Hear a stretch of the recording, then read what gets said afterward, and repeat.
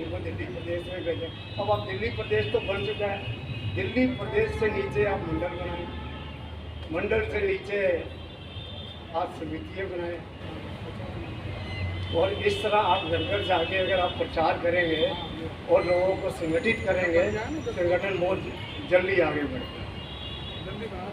और संगठन में रहते हुए एक दूसरे की निंदा न करें, सबको प्यार से बोलें, प्यार से रहें। हाँ, जो उसको आपसे मिलने की चाहत हो,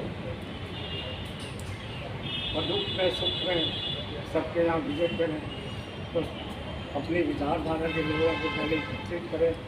तो यही मैं कहता हूँ कि सबसे बड़ा फार्मूला है कि पहले उनको, और जो अपनी विचारधारा के नहीं हैं उनसे दूर से प्रणाम करें, उनसे दूर से ही सादो सलाम करेंगे, हमारा आपको दूर से सलाम। तो मैं ज़्यादा नहीं कहना चाहता, क्योंकि ज़्यादा समय लेने वाले बैठे हुए हैं, डॉक्टर साहब बैठे हैं और बैठे हैं। राष्ट्रीय अध्यक्ष संस्कृति संज्ञान के राष्ट्रीय अध्यक्ष हैं, स्वदेशी जागरण हमारा परिवार के राष्ट्रीय सलाहकार हैं, बेटी बचाओ बेटी पढ़ाओ राष्ट्रीय कार्यकारिणी सदस्य हैं, और senior consultant Indraprastha Apollo hospital Delhi. मतलब बहुत सारी उपलब्धियां हैं प्रदीप सिंघल जी की। और पूर्व में हमारे दिल्ली प्रदेश के अध्यक्ष थे, और आज वो बताएंगे हमारे संगठन के बारे में, उनके उद्देश्य और कार्यों का। वंदे मातरम, यह तो शाश्वत सत्य है।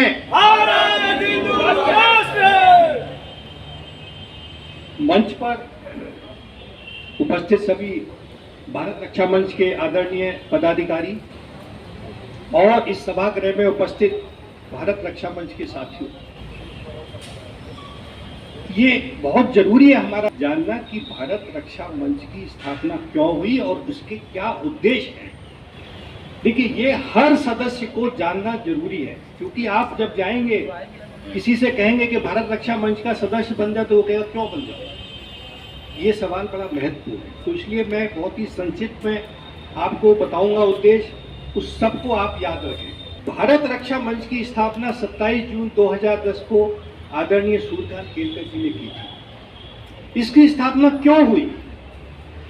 उस समय माननीय सूर्यकांत केलकर जी ने देखा कि भारतवर्ष जो है इस्लामीकरण की ओर बढ़ रहा है।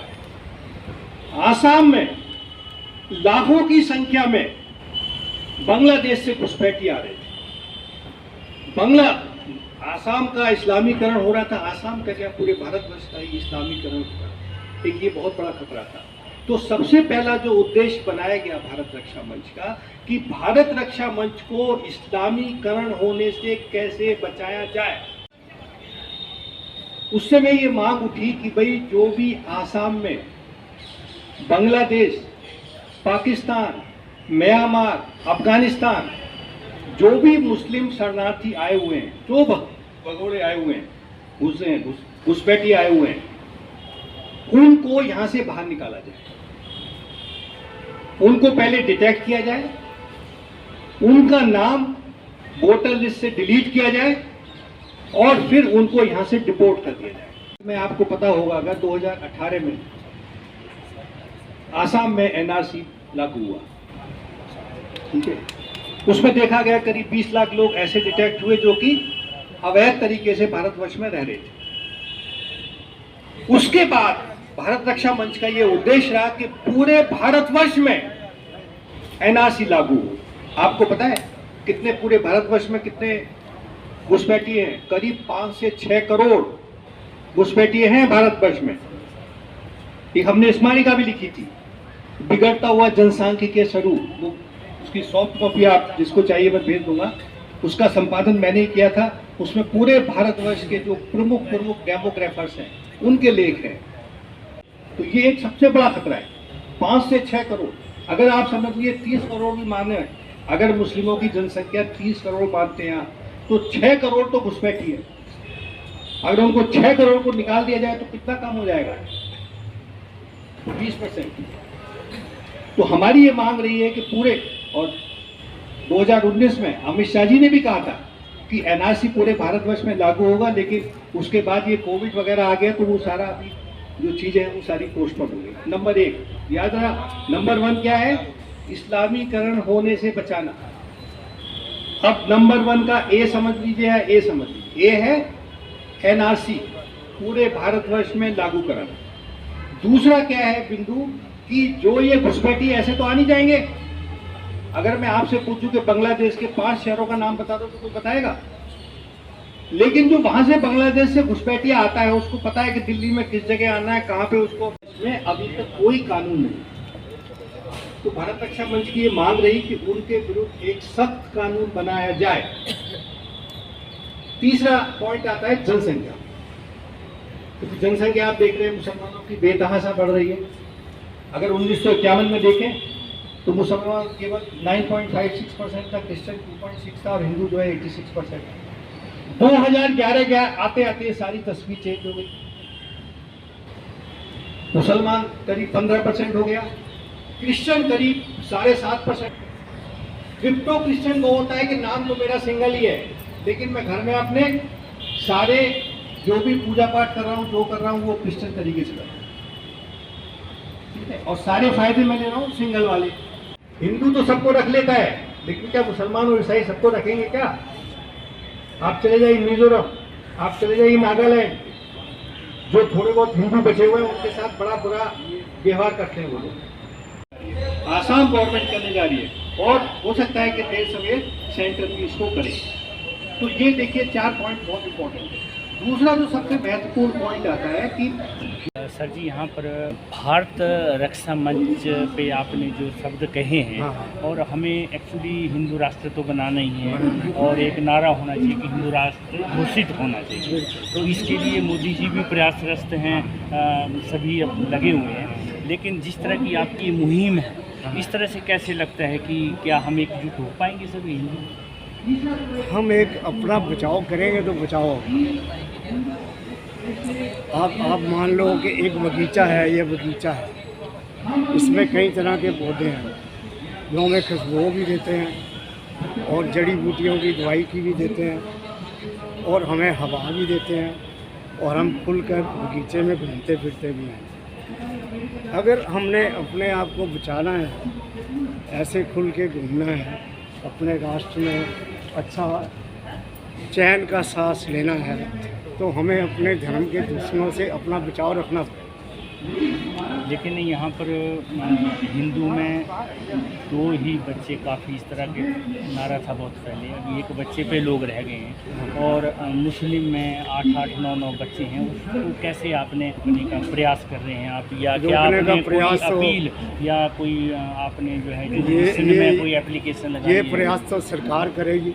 सरकार तक आपने बात पहुँचाई है? हाँ, सरकार को कई सजेशन गई हुई हैं। जैसे चाइना ने पॉपुलेशन पे कंट्रोल किया, अब चाइना ने इनकी बाहर मस्जिद से बाहर बैठ के नमाज पढ़ना भी अलाउ नहीं किया। वहाँ तो एक सख्ती का रूल होता है। ऐसे यहाँ भी हो गया। नहीं, वहाँ तो सख्ती का रूल होता है और करते हैं, यहाँ नहीं हो रहा है। यहाँ भी हो गया।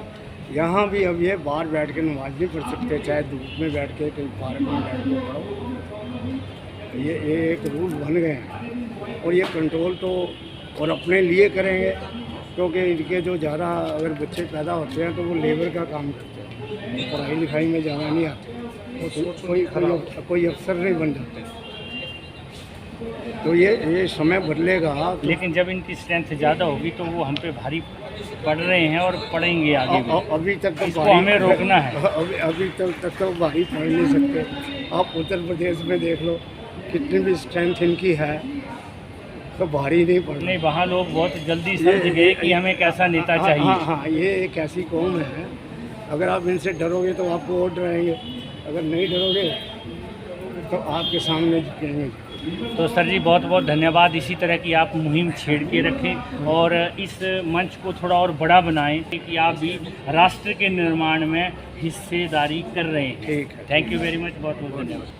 तो ये मदीना क्यों बनाना? मदीना का ऐसा क्या कॉन्सेप्ट है कि पाकिस्तान नया मदीना बनना चाहता था, यूरोप या फिर कोई दूसरी कंट्री, या फिर जैसे मोदी जी ने कहा कि हमें बनारस को क्योटो बनाना है, तो पाकिस्तान को मदीना वो क्यों बनाना चाह रहे थे? इसके विषय में ताकि वहाँ पे हिंदुओं का प्रवेश प्रतिबंधित हो। नहीं नहीं ऐसा नहीं है, मदीना के पीछे है, सुनिए, मदीना का मतलब ये हुआ जी कि मदीना से निकलूंगा, मक्का पर हमला करूँ, जी जी। ये इसका अर्थ है।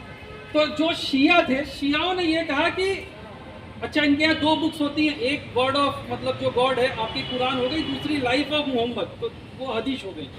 तो हदीस में जो मोहम्मद साहब ने क्या किया था, जब उन्होंने मक्का छोड़ा तो उन्होंने हिजरत की, हिजरत करके वो मदीना गए। उनका कैलेंडर उस दिन से चालू होता है और उन्होंने अपना पहला एम्पायर जो बनाया वो मदीना में बनाया। मदीना में एम्पायर बनाने के बाद उन्होंने हमला किया मक्का पे और मक्का को ध्वस्त कर दिया। तो पाकिस्तान की पूरी नींव इसलिए रखी गई कि हम यहाँ से हिजरत करके जाएंगे, अपना एक नया मदीना बनाएंगे और उसके बाद फिर मक्का हिंदुस्तान है, यहाँ हमला करेंगे और हिंदुस्तान को ध्वस्त कर देंगे। अगर आप पाकिस्तान की आर्मी का मोटो, मतलब पाकिस्तान की आर्मी एक इंस्टीट्यूशन है, इंडिया से, इंडियन आर्मी से ही अलग होकर निकली है, उसका गूगल करके अगर उसका मोटो पढ़ लीजिए, मतलब एक कंट्री की आर्मी है, उसका मोटो है ईमान, तकवा, जिहाद, सफीजुल्लाह। एक कंट्री की वो किससे जिहाद करना चाह रही है आर्मी?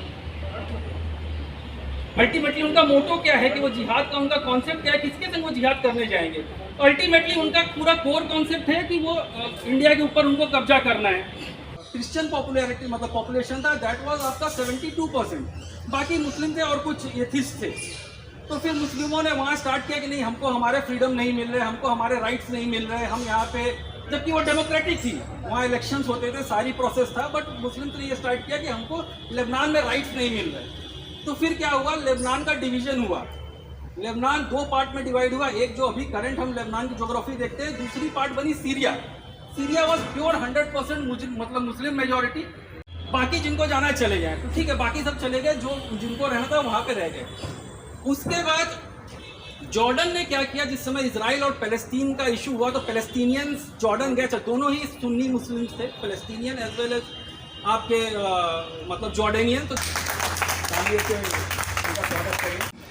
तो फिर जॉर्डन ने क्या किया कि जॉर्डन ने पाक आर्मी को एज अ मशीनरी हायर किया 1970 में, और वहाँ पे उन्होंने क्या किया कि सारी की सारी जितनी भी मतलब पैलेस्टीनियन पॉपुलेशन थी आपका जॉर्डन में, उसको उन्होंने मतलब गो थ्रू किया। उनको कहा कि नहीं, आप पैलेस्तीन मत जाओ, आप सबके सब लेबनान में चले जाओ। तो अचानक से क्या हुआ, लेबनान की जो पॉपुलेशन डेमोग्राफी हुआ दैट वाज इन 70, 66% क्रिश्चियंस हो गए, बिकॉज ये जो इन्फ्लक्स आया, और बाकी उसमें मुस्लिम पॉपुलेशन आ गई। अब सबसे पहला उन्होंने क्या किया, वहाँ PLO ने अटैक किया, that was the western Beirut, और उन्होंने पूरी की पूरी ज्योग्राफी में वो कब्जा करते चले गए और पूरे सेंट्रलाइज्ड क्रिश्चियंस को कर दिया, और चारों तरफ से उन्होंने मतलब सारे उसके जितने बॉर्डर स्टेट्स थे वो सारे उन्होंने ले लिए। वर्ल्ड वॉर के बाद राइट विंग को ऐसा माना गया जैसे कि कोई बहुत बड़ा अब्यूजिव लैंग्वेज, किसी को अगर राइट विंग कहा जाए तो लगता है कि किसी को गाली दे दी गई है। तो क्रिश्चियंस जो परसिक्यूट हो रहे थे उनको लेफ्टिस्ट ने कहा नहीं नहीं, ये तो परसिक्यूट थोड़ी ना हो रही, दीज आर द राइटिस्ट, बाकी परसिक्यूशन तो मुस्लिम्स का हो रहा है। तालियां बजा दें, थोड़ा अच्छा लगेगा। धन्यवाद।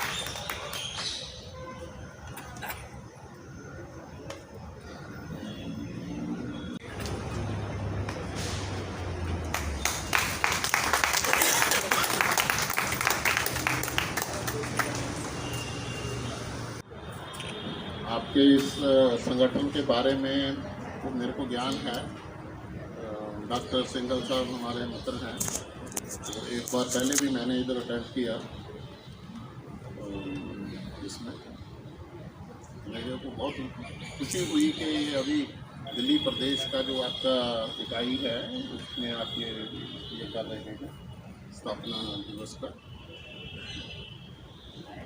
मैंने शुरू से ही ये पता नहीं खैर कब शुरू हुआ संगठन, ये तो मेरे को नहीं पता। RSS की, हाँ RSS की शाखा में तो मैं SSP का उधर धर्म तारण में पंजाब में रहा, तो मेरे को आइडिया है उसका, उसको संगठन का भी आइडिया है।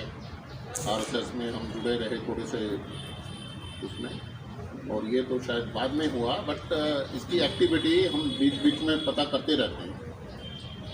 RSS का वहाँ पर भी कुछ संगठन काम कर रहे हैं, JNK में भी एक मिस्टर तिवाड़ी हैं वो भी कर रहे हैं, और ये मिस्टर पप्पा जो हैं धर्मेश पप्पा JNK में काम कर रहे हैं और बहुत अच्छा काम कर रहे हैं। हमने उनके साथ मिलके जब ये 370 टूटा तो कुछ एक्टिविटी करी, वो यहाँ पर डिस्क्लोज नहीं कर सकते क्या एक्टिविटी करी है, बट जो भी काम कर रहे हैं बहुत अच्छा कर रहे हैं।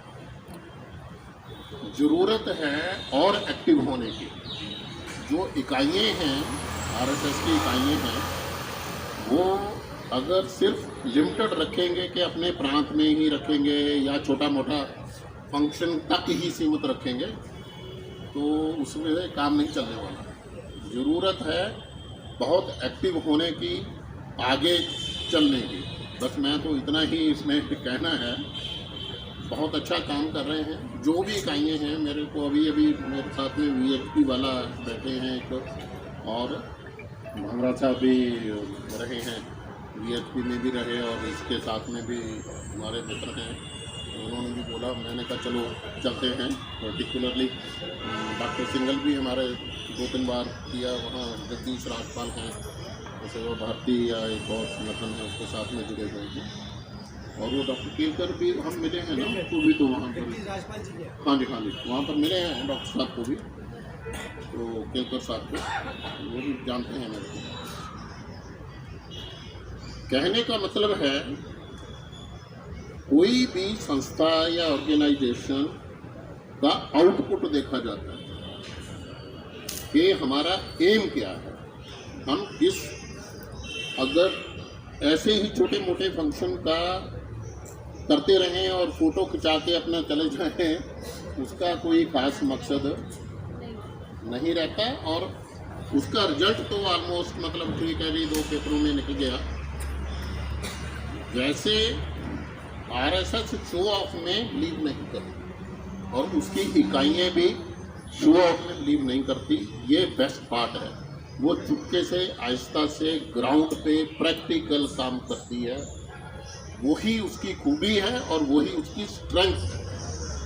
तो ये मेरा कहने का वो है, क्वाइटली वो करती है, बंदों में बीच में जाके, पब्लिक में जाके, उनकी सेवा करके, उनको जो एम है तभी अचीव हो सकता है किसी भी ऑर्गेनाइजेशन का कि वो पब्लिक के साथ जुड़ें और उनको अपने साथ जोड़ें। मेरा इतना ही कहना है। जे.एंड.के का बाकी ऑपरेशन हम करते हैं और कुछ सीक्रेट ऑपरेशन भी करते हैं, लोगों को जोड़ते हैं साथ में मेन स्ट्रीम में लाने के लिए।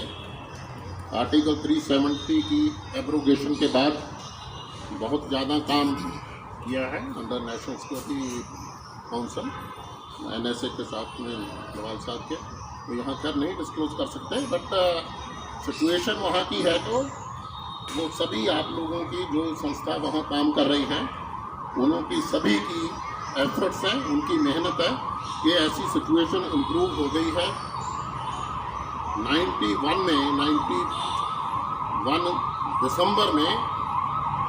दिसंबर में वहाँ पर परेड होती थी मिलिटेंट्स की लाल चौक में, ठीक है। लाल चौक में पाकिस्तान का झंडा लगता था टावर पे, क्लॉक टावर पे, और परेड होती थी मिलिटेंट्स की। आप सिचुएशन देखें कि कितना फ़र्क है, कितना इम्प्रूवमेंट है सिचुएशन का। वो आप सब लोगों का, हम लोगों का कोऑर्डिनेशन करके जो काम किया गया है वहाँ पर गवर्नमेंट ऑफ इंडिया की तरफ से, जो एजेंसियाँ हैं और या संस्थाएं हैं, आरएसएस की इकाइयाँ हैं, इंक्लूडिंग ये भारत रक्षा मंच, सभी इकाइयों का साथ में कोऑर्डिनेशन से इसका रिजल्ट आपके सामने है। बहुत बढ़िया है रिजल्ट, और अभी सिचुएशन ऐसा है कि निफटते नहीं हैं मिट्टी में। तो ये मेरा कहना है। आपको बधाई हमें इसकी अपने स्थापना दिवस की, और God bless you all everybody. Thank you. राष्ट्र धर्म आराधना, वंदे मातृभूमि वंदे, वंदे जगजननी वंदे, भारत माता की, भारत माता की जय श्री राम। यह तो शाश्वत सत्य है।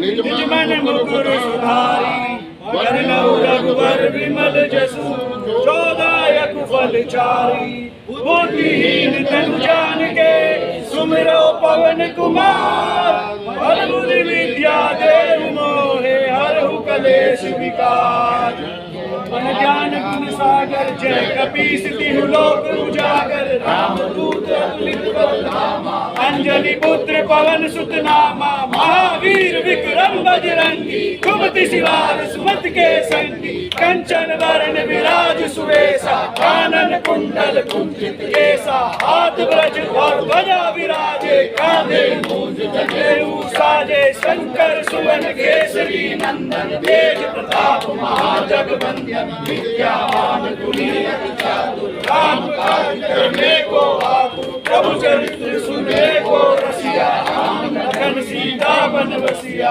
सूक्ष्म रूप धरि विकट रूप धरि लंक जरावा भीम रूप धरि असुर सहारे रामचंद्र के काज सवारे लाए सजीवन लखन जियाए श्री रघुवीर सुंदराए रघुपति की बात गवाई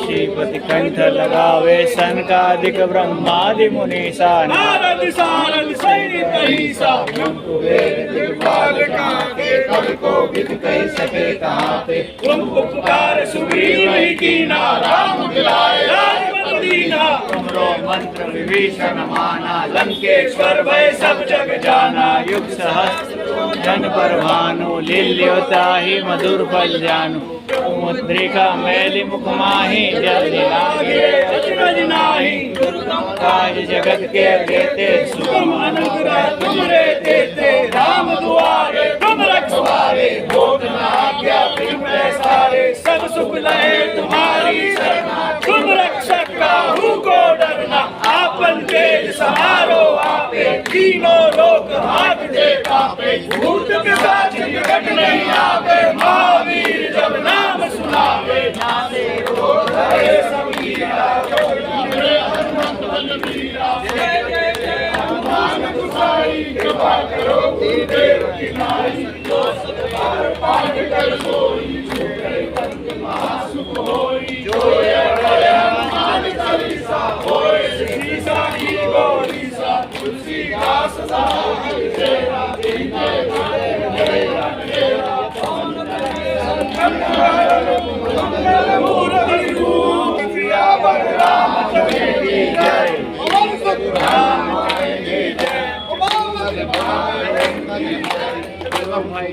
जय जय जय श्री राम जय जय श्री राम भारत माता की जय जय श्री राम अरे वो आपके इंद्रेश जी जवानी से कोई नहीं मैं उधर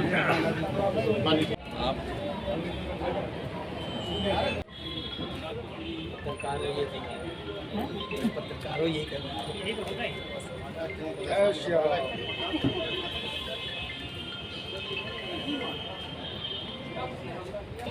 भारत रक्षा मंच का स्थापना दिवस, तो आम जनता के लिए, हिंदू के लिए आप दो शब्द कहें जिससे हिंदू जागे और हम सब एकजुट हों। सरकारें अपना प्रयास कर रही हैं लेकिन पूरी तरह से जो है हम अभी तक जो है बहुत दूर है रास्ते से। मैं सोहन गिरी, भारत रक्षा मंच दिल्ली प्रदेश का महामंत्री होने के नाते आज हमारे संगठन ने यहाँ संगठित होकर एक मैसेज सरकार को देने की कोशिश करी है और यहाँ पे आए हुए सभी मित्रगण जो कि और लोगों को भी प्रेरित करेंगे कि हिंदुओं को सबसे पहले मुखर होना है और हिंदुओं को सिर्फ जैसे 2014 और 19 में हमने इस देश के दुश्मनों को और जयचंदों को एक संदेश दिया था मोदी जी को दोबारा लाके और एक बार 2014 में जिता के।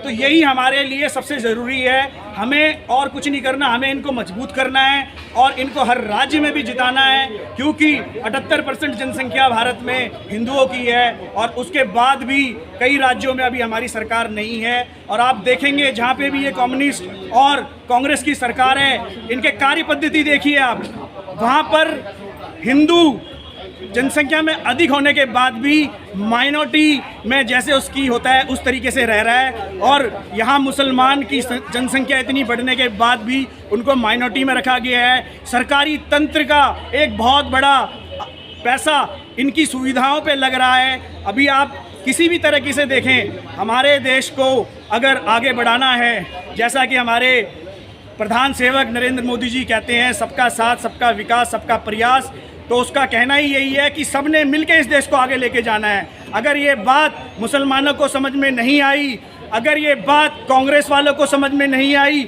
अगर ये बात उन जयचंदों को समझ में नहीं आई जो हिंदू होने के बाद भी देशद्रोह, राजद्रोह करने के लिए तैयार बैठे हैं, जैसे कि उद्धव ठाकरे, तो आज ये मैसेज पूरी दुनिया को गया है कि पूरे विश्व में आज एक प्रदेश ऐसा है जिसकी सरकार सिर्फ इसलिए टूटी क्योंकि वो हिंदू विरोधी सरकार थी।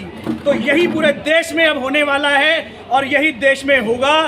हर एक हिंदू अपना मत भाजपा को देगा, नरेंद्र मोदी जी को देगा, अपने योगी जी को देगा, अपने असम में हेमंत विश्वास जी को देगा, मणिपुर में बीरेन सिंह जी को देगा। डबल इंजन की सरकार ऐसे दौड़ेगी जैसे चट जाता है। 370 धारा हटने के बाद भी वहाँ पर हिंदुओं की हत्या हो रही है। पिछले कई दिनों से आप समाचार में सुन रहे होंगे, तो क्या कारण है कि वो हत्या क्यों नहीं रुक रही? जैसे समुद्र मंथन हुआ था, अच्छाई भी हुई थी, बुराई भी हुई थी, विष भी आया था, अमृत भी आया था, तो उसी तरीके से अभी जो देश है वो एक मंथन के दौर से गुजर रहा है, जिसमें कुर्बानियां भी देनी पड़ेगी, लोगों की जानें भी जाएंगी, लेकिन लास्ट में यही कहेंगे सत्यमेव जयते। और हमारा देश सनातन धर्म का है, ये देश हिंदुओं का है, ये देश उनका है जो सबके लिए सोचते हैं, वासुदेव कुटुंबकम की बात करते हैं, और एक बात और कहते हैं कि हम शस्त्र और शास्त्र दोनों लेके पैदा होते हैं। भारत माता की जय। जय श्री राम। जय जय श्री राम।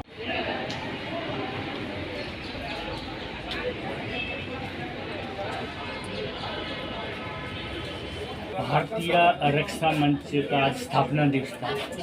हिंदुओं को जगाने के लिए पुरजोर कोशिश सरकार 2014 से भी कर रही है और अलग अलग जगह से लोग अपने अपने कार्य में लगे हुए हैं।